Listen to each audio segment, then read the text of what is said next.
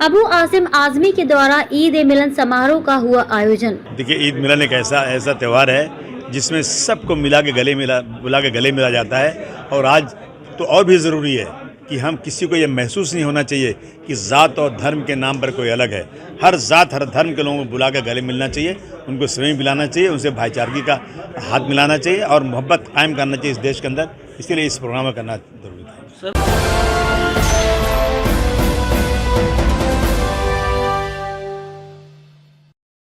शिवाजी नगर विधानसभा के समाजवादी पार्टी के लोकप्रिय विधायक अबू आसिम आजमी ने मुंबई के मरीन लाइन स्थित इस्लामिक जिमखाना में ईद ए मिलन समारोह का आयोजन किया।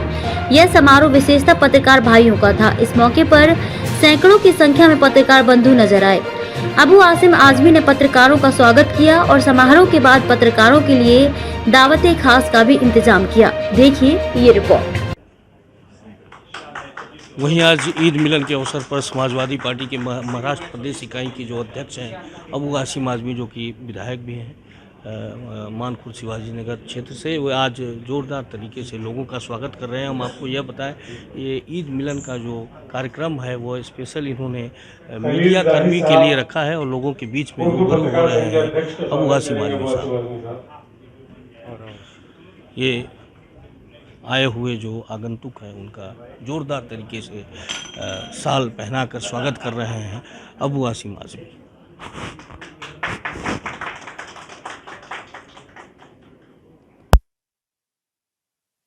हिंदी पत्रकार संघ मुंबई के अध्यक्ष का स्वागत करेंगे अबू आसिम आजमी साहब। कि हमारे लिए ईद का दिन बहुत ही मोहतरम, बड़ा खुशी का दिन होता है और 30 दिन 1 महीना रोजा रखने के बाद आजादी मिलती है।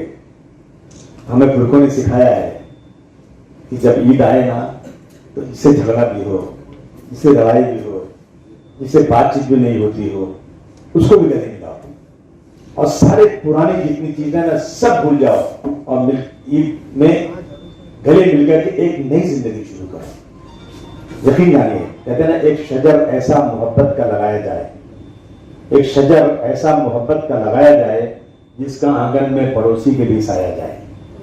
हमें आज जो है, अगर इस देश में सबसे जरूरी कोई चीज है, मैं समझता हूं कि 2-4 साल और हमें गरीबी के गुजारने पड़े तो गुजार लेंगे। बच्चों को पढ़ लिख करके सड़कों पर खोंचा लगा के सब्जी बेच के जिंदगी गुजार लेंगे, लेकिन इस देश की एकता को बर्बाद नहीं होने देना चाहिए। इसकी इस यहाँ की दरिया गंगा जमनी तहजीब को जो बर्बाद किया जा रहा है, मैं समझता हूं ये सबसे बुरी चीज इस देश में आई होगी। शहरों के नाम बदल रहे हैं, क्या मतलब इसका है? मैं उससे पूछूं कि रामपुर का नाम किसने रखा था? रामपुर क्या नरेंद्र मोदी जी ने रखा था या वाजपेयी जी ने रखा था? यह नाम भी मुगलों के जमाने में रखा गया था। सीतापुर का नाम किसने रखा था? ये सब नाम तो आते हैं। यानी जो भाईचारगी थी उसे आप खत्म कर देना चाहते हैं। अयोध्या गए हैं, बहुत लोग गए होंगे, यूपी के सभी जाते हैं, मैं भी गया हूं। अयोध्या में एक दो मंदिर नहीं है, हजारों मंदिर है, मंदिर ही मंदिर है। वो मंदिर किस जमाने में बनी थी? तो सोचिए आप, वो मंदिरों का जो जाल फैला हुआ है, वो मंदिरें उसी जमाने में बनी थी जब बाबरी मस्जिद बनी थी, जब मुगलों का राज था। एक ही मंदिर तोड़ी गई और मंदिर नहीं तोड़ी गई। मैं पढ़ रहा था उस दिन, मौलाना अबुल कलाम आजाद साहब ने कहा एक बार कि अगर आसमान से कोई फरिश्ता उतर कर आए, फरिश्ता उतर कर आसमान से आए और ये कहे कि मौलाना साहब आपकी जो फ्रीडम की जो आपकी स्ट्रगल चल रही है, आजादी की जो जद्दोजहद चल रही है इस देश के अंदर, मैं आपको एक दिन में भारतवर्ष की आजादी का परवाना लाकर दे दूंगा। फरिश्ते कहते हैं मैं एक दिन में भारतवर्ष को आजाद करवा दूंगा, लेकिन उसके बदले में भारतवर्ष से हिंदू मुस्लिम की एकता को आसमान पर लेकर चला जाऊंगा। बोलो मौलाना साहब, आपको क्या मंजूर है? उन्होंने कहा भारतवर्ष की आजादी बाद में ले लेंगे, लेकिन हम इस देश की हिंदू मुस्लिम की एकता को कभी दूर नहीं होने देंगे। वो इंसानियत की बात है। आज मौलाना आजाद के संविधान के फोटो की लिस्ट में मैं देखा उस दिन, मौलाना आजाद का फोटो हटा दिया गया। मौलाना आजाद की फोटो हटा दी गई, जिन्होंने जो सबसे पहले इस देश के एजुकेशन मिनिस्टर थे, जिनके बनाए हुए वसूल आज भी सारे चलते हैं, उनकी फोटो को हटा दिया आपने। क्या समझ के भाई ये रोजाना हो रहा है दोस्तों। अभी मैं वीडियो देख रहा था, एक आदमी गया, बोले मैं गुजरात गया और मैंने वहां पठानों का कपड़ा पहन लिया, हिंदू आदमी था वो, और मैं गया, बोले बैल कहां से, गाय कहां से, सब जानवर ला रहा हूं, ले जा रहा हूं, देखता हूं मैं ट्रायल में गया था। बोले वही लोग जो गाय और बैल को काटने की तस्करी के खिलाफ हैं, वही लोग पैसे लेके गाय और बैल कसाईयों को बेचते हैं। क्या मजाक बना रखे। नफरत, सिर्फ नफरत, हिंदू मुसलमान। पत्रकार भाइयों, बहुत बड़ी जिम्मेदारी आपकी, वरना माफ कीजिएगा, बात बुरा मत मानिएगा, हाथ जोड़ के बोलना चाहता हूं, बहुत से पत्रकार तलवे चाट में सरदार की। दिल्ली में बैठे हुए लोग जो ना सच्चाई नहीं दिखाना चाहते, रोजाना आजकल सिर्फ और सिर्फ शाम को जब बहस होती है ना, तो किसी तरह से ऐसे लोगों को बुलाओ कि जिससे पोलराइजेशन हो जाए। गरीब मर रहा है, कोई पूछने वाला नहीं। लॉ एंड ऑर्डर की सिचुएशन महाराष्ट्र में दिन ब दिन खराब होती जा रही है, हर साल से ज्यादा रोज क्राइम बढ़ता जा रहा है, कोई ख्याल नहीं। अभी मैंने उस दिन देखा, गोरखपुर से लगी हुई बस्ती गोंडा उस तरफ से ना, प्राइवेट जो रेलवे की प्राइवेट हो गया, टिकट की उस पे कई जगहों पे जो काम कर रहे हैं, BA MA पढ़े हुए लड़के 8-9 हजार में काम कर रहे हैं, सारी प्रॉपर्टी दिख रही है, कोई नई चीज बन नहीं रही है। मैं उनसे कहना चाहता हूं, जगाओ आप पत्रकार भाइयों, उन लोगों को, संविधान बदल गया। अगर जो प्रॉपर्टी जो जिनका रिजर्वेशन था, हम तो पहले से फुटपाथ पे खड़े हैं, हमारा क्या, हमको क्या मिलना है।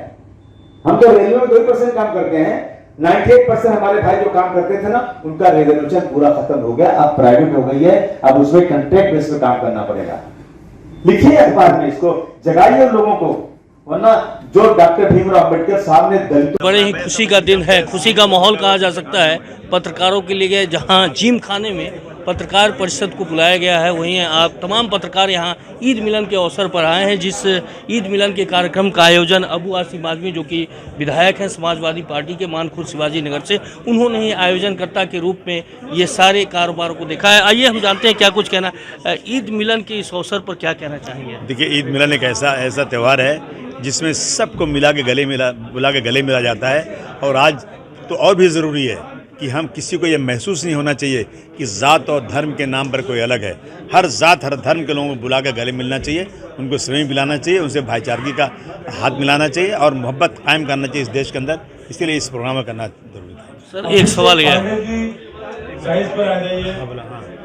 बात दहशतगर्द की जाए, आतंकवाद की जाए, तो मुस्लिमों को विशेष टारगेट किया जाता है, क्या कुछ कारण? गांधी जी का कातिल मुसलमान नहीं था, इंदिरा गांधी का कातिल मुसलमान नहीं था, समझा आपने। तो ये जो दहशतगर्दी किसने किया, किसने फैलाई है? और राजीव गांधी को किसने मारा था? मुसलमान ने मारा। क्या है आतंकवाद? ये जानबूझकर के मुसलमान कमज़ोर है, कम तादाद उसकी है, ये उसी को टारगेट करके पोलराइजेशन करके सत्ता में आना चाहते हैं। जबकि अगर सही तरीके से देखा जाए तो आतंक फैलाने वाले वही लोग हैं जो ये काम कर रहे हैं, जो सत्ता में बैठे हुए हैं। आज ईद के अवसर पर तमाम पत्रकार आए आपके यहाँ, क्या शुभेच्छा? मैंने बहुत मोहब्बत से सबका बहुत धन्यवाद किया। मुझे बहुत खुशी है कि सब मेरे भाई आए, हम सब मिल के बैठ के साथ में खाना खाएंगे और खुशी मनाएंगे।